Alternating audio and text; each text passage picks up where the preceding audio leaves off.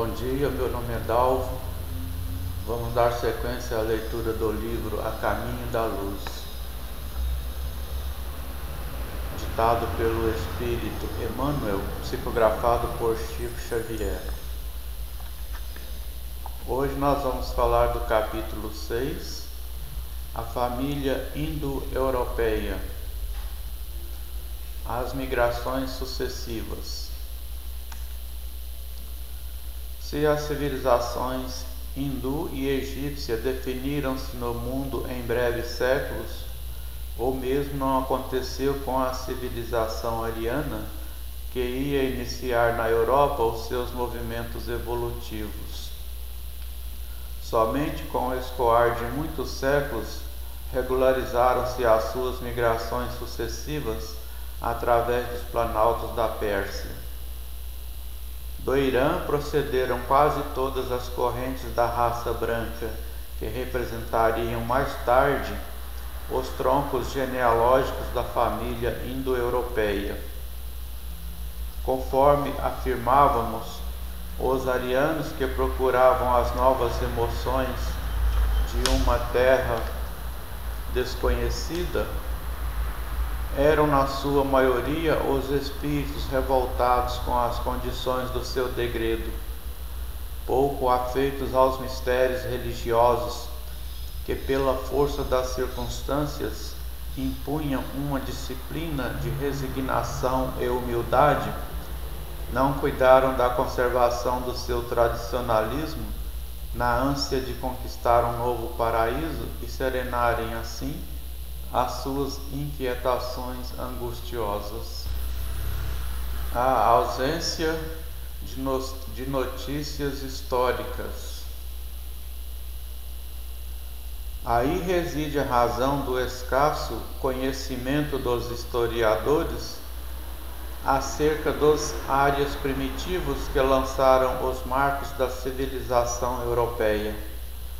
Caminheiros do desconhecido erraram pelas planícies e montanhas desertas, não como o povo hebreu, que guardava a palavra divina com a sua fé, mas desarvorados e sem esperança, contando apenas com as próprias forças, em virtude do seu caráter livre e insubmisso.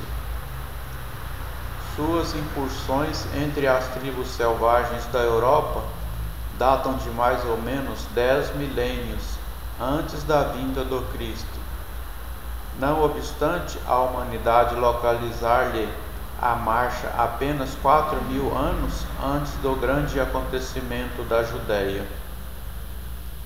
É que, em vista de sua situação psicológica, os primitivos ares do velho mundo não deixaram vestígios nos domínios da fé, único caminho daqueles tempos, através do qual poderia uma raça assinalar sua passagem pela terra. Não guardavam a história verbal de uma religião que não possuíam, mas, revoltados e enrijecidos que todos os demais companheiros exilados no orbe terrestre, suas reminiscências da vida pregressa nos planos mais elevados, qual a que haviam experimentado no sistema da capela, traduziam-se numa revolta íntima, amargurada e dolorosa contra as determinações de ordem divina. Apenas muito mais tarde, com a contribuição dos milênios, os celtas retornaram ao culto divino, venerando as forças da natureza junto dos carvalhos sagrados, e os germanos iniciaram a sua devoção ao fogo, que personificava a seus olhos a potência criadora dos seres e das coisas, enquanto outros povos começaram a sacrificar vítimas e objetos aos seus numerosos deuses. A grande virtude dos árias europeus. A misericórdia do Cristo, porém, jamais deixou de acompanhar esse grande povo no seu atribulado desterro. Ao influxo dos seus emissários, as massas migratórias da Ásia se dividiram em grupos diversos que penetraram na Europa, desde o Peloponeso até as vastas regiões da Rússia, onde se encontram os antepassados dos gregos, latinos, sanitas, úmbrios, gauleses, citas, iberos, romanos, saxônios, germanos, eslavos. Essas tribos assimilaram todos os elementos encontrados em seus caminhos, impulsionando-lhes os passos nas sendas do progresso e do aperfeiçoamento. Enquanto os semitas e hindus se perderam na cristalização do orgulho religioso, as famílias arianas da Europa, embora revoltadas e endurecidas, confraternizaram com o selvagem, e nisso reside a sua maior virtude. Assinalando os aborígenes, engendraram as premissas de todos os surtos das civilizações futuras.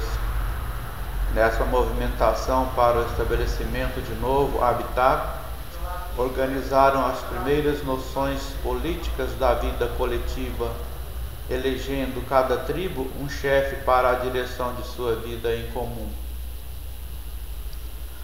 A agricultura, as indústrias pastoris, com elas encontraram os primeiros impulsos nas estradas incertas dos que descendiam dos primata europeu.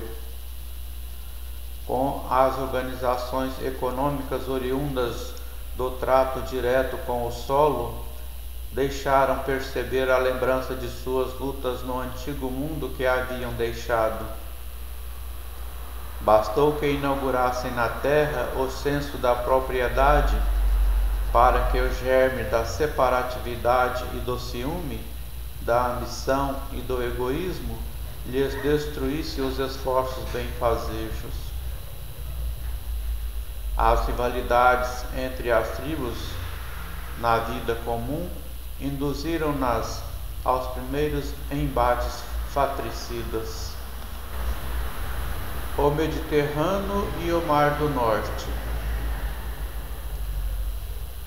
Por essa época, novos fenômenos geológicos abalam a vida do globo.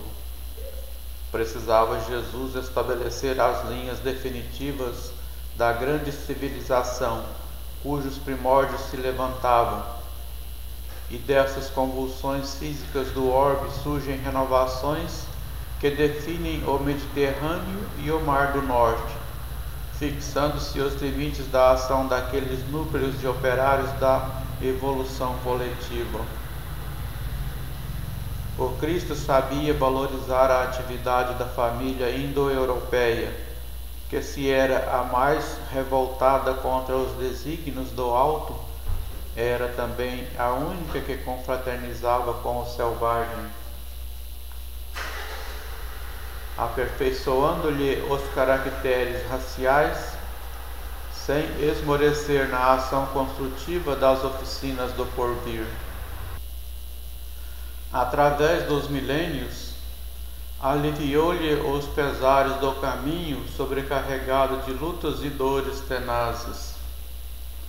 Assim enviou-lhe emissários em todas as circunstâncias, atendendo-lhe os secretos apelos do coração no labor educativo das tribos primitivas do continente. Suavizou-lhe a revolta e a amargura, ajudando a reconstruir o templo da fé na esteira das gerações.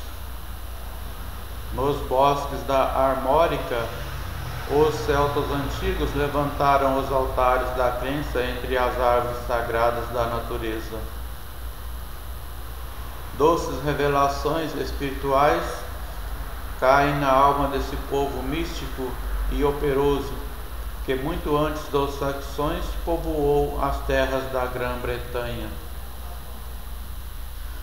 A reencarnação de numerosos auxiliares do Mestre em seus labores divinos opera uma nova fase de evolução no seio da família indo-europeia, já caracterizada pelas mais diversas expressões raciais. Enquanto os germanos criam novas modalidades de progresso, o Lácio se ergue na Itália central entre a Etrúria e a Campânia. A Grécia se povoa de mestres e cantores, e todo o Mediterrâneo oriental envolve com o uso da escrita, adquirido na convizinhança das civilizações mais avançadas. Os nórdicos e o Mediterrâneo. O fenômeno das trocas e os primeiros impulsos comerciais levantam, todavia, longa série de barreiras entre as relações desses povos. De um lado estavam os nórdicos e de outro permaneciam os mediterrâneos, em luta acérrima e constante. A rivalidade acende nessas duas facções os fogos da guerra sob os céus tranquilos do velho mundo.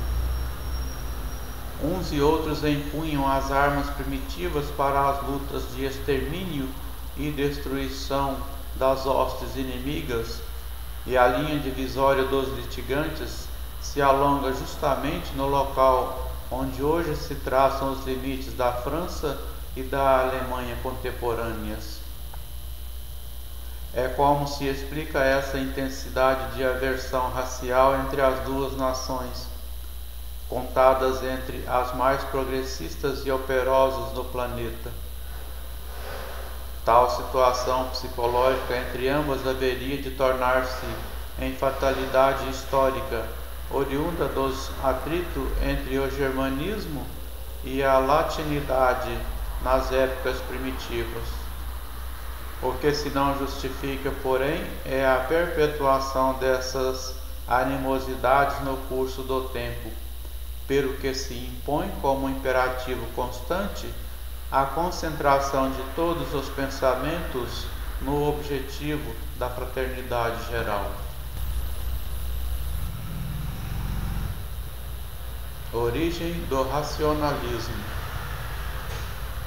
Os arianos da Europa, como ficou esclarecido, não possuíram grandes ascendentes religiosos na sua formação primitiva, em vista do senso prático que os caracterizou nos primeiros tempos de sua organização.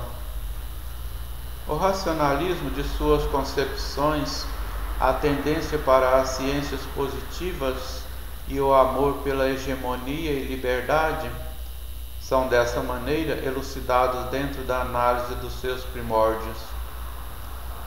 Em matéria de religião, quase todos os seus passos foram orientados pelos povos semitas e hindus, mas pelo cultivo da razão puderam aperfeiçoar a ciência até às culminâncias das conquistas modernas.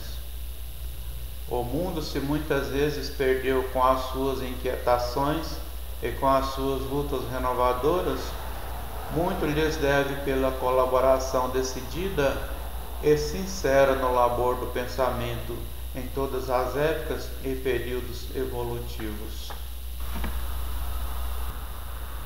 As advertências do Cristo. A sua confraternização com os terrícolas primários encontrados no seu caminho constitui uma dívida sagrada da humanidade para com os seus labores planetários. O Senhor da semeadura e da seara não lhes desconhece essa grande virtude, e é por isso que as exortações de toda a natureza são por ele enviados do alto, nos tempos que correm, às nações europeias, a fim de que se preservem do extermínio e da destruição terrestre, arrancando-as do primitivismo para um elevado nível de aperfeiçoamento nos grandes trabalhos construtivos da evolução global. Se erraram muito, foram igualmente muito sinceras, porque a sua inquietação era por levantar um novo paraíso para si mesmas e para os homens terrestres, com cujas famílias fraternizaram-se desde o princípio.